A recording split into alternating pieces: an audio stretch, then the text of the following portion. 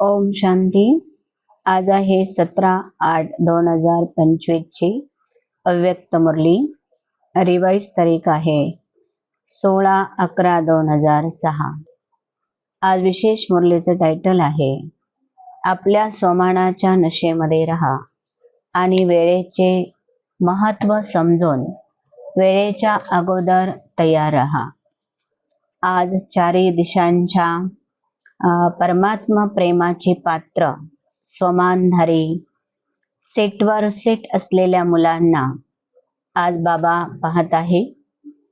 सीटवर तर सर्वच मुलं आहे, परंतु काही मुलं एकाग्रतेच्या स्थितीच्या सीटावर सेट आहे, तर काही मुलं मधून मधून अपसेट सुद्धा आहे. बाबा सांगतात संकल्पामध्ये अपसेट आहे. वर्तमान समयाच्या अनुसार बापदादा सर्व मुलांना एकाग्रतेच्या स्थितीमध्ये स्थित असलेल्या सेटवर पाहू इच्छिता. बाबा म्हणतात, जाणता का तुम्ही सर्वात मोठे आणि श्रेष्ठ स्वमान कोणते आहे? तर सर्व विश्वामध्ये कोटो में कोई और कोई में से भी कोई अशा विशेष सर्व विश्वामधून बाबांनी एक एक मुलांना सिलेक्ट करून काढलेला आहे. तर बाबा म्हणतात की 5 खंडांमधून डायरेक्ट बाबांनी मुलांना निवडलेला आहे. ह्या गोष्टीचा मुलांना नशा किती आहे आणि ह्या नशेच्या खुशीमध्ये माझी मुलं किती राहतात. कारण सृष्टीची पहिली रचना म्हणजे बाबांची मुलं आहे. संपूर्ण विश्वातील आत्म्यांचे तुम्ही पूर्वज पण आहात आणि पूज्य पण आहात. बाबा सांगतात ही पहिली रचना आहे. तुम्ही आधारमूर्त पण आहात आणि विश्वाच्या समोर उदाहरण मूर्त सुद्धा आहात. दुनियामध्ये कुणालाही जी प्राप्ती नाही, ती प्राप्ती माझ्या मुलांना मिळालेली आहे. बाबा सांगतात, मुलांना हे तुम्हाला मधून मधून आठवणीत ठेवायचं आहे. बाबांनी आपल्या सर्वांना विशेष वरदान दिलेलं आहे आणि बेहदची प्राप्ती दिलेली आहे. बाबा सांगतात ती प्राप्ती कोणती आहे? पहिली गोष्ट आहे स्मृतीचा तिलक लावलेला आहे. तुम्ही आत्मा आहात. ह्या विश्वरूपी रंगमंचकावरती माझे विशेष मुलं आहे. विशेष मुलांचा पार्ट देखील विशेष आहे. आत्म्याची स्मृती जागृत करून देण्यासाठी स्मृतीचा तिलक लावलेला आहे. दुसरी गोष्ट आहे परमात्मा दिलरूपी सिंहासन दिलेला आहे. जगामध्ये बाबा सांगतात सोन्याचे हिऱ्यांचे सुद्धा सिंहासन परमात्मा दिलरूपी सिंहासनापेक्षा फिका आहे. आणि बाबांनी तिसरी प्राप्ती आपल्याला करून दिलेली आहे, तो म्हणजे लाईटचा ताज आहे. म्हणजे इतकं बाबांनी आपल्याला ज्ञान दिलेलं आहे. सृष्टीच्या आधी मध्य अंताचं ज्ञान दिलेलं आहे आणि तो म्हणजे आहे लाईटचा ताज. बाबा म्हणतात की मुलांनो, बापदादा एकदम लास्ट मध्ये आलेल्या मुलांना देखील आज बाबा म्हणतात तुम्ही ब्राह्मण आहात. ब्राह्मण सो फरिश्ता बनणार आहात आणि फरिश्ता सो देवता. बाबा ह्या रूपामध्ये सर्व मुलांना पाहत आहे. बापदादा म्हणतात मी जाणतो की स्वमान विसरल्यामुळे बरेच मुलं परेशान होत असतात आणि बाबा ह्या सर्व गोष्टींना जाणत असतात. परेशान झाल्यामुळे कुठे कुठे देह भान मध्ये येतात आणि देह भान मध्ये आले की देह अभिमानामध्ये येतात.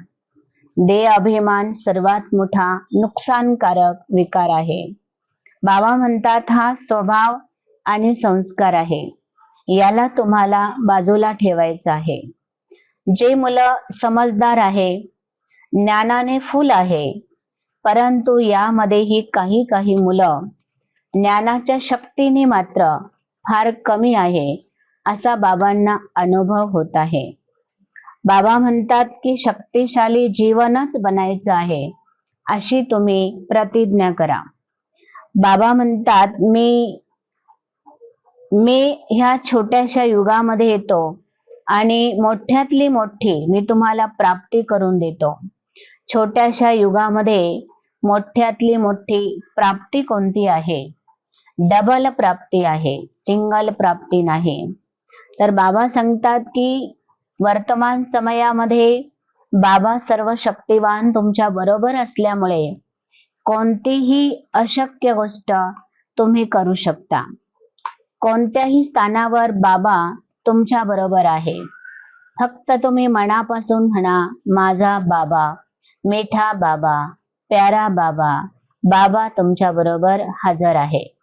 दुसरी प्राप्ती ती म्हणजे भविष्य युगामध्ये बाबा सांगतात तुम्ही सिंहासनावर बसता, त्या ठिकाणी तुम्ही राजे महाराजे बनता, सोन्याच्या महलांमध्ये राहता, त्या ठिकाणी तुम्ही सुख आराम चैन शोक शांती अशा दुनियामध्ये राहता, जिथे तुम्हाला कोणतीही गोष्ट अप्राप्त नाहीये किंवा ती गोष्ट प्राप्त करण्यासाठी तुम्हाला काही मेहनत करावी लागणार आहे. अशा डबल प्राप्तीचे मालिक बाबा सांगतात संगमयुगावर तुम्हाला हे टायटल आहे, मास्टर सर्व शक्तिमान.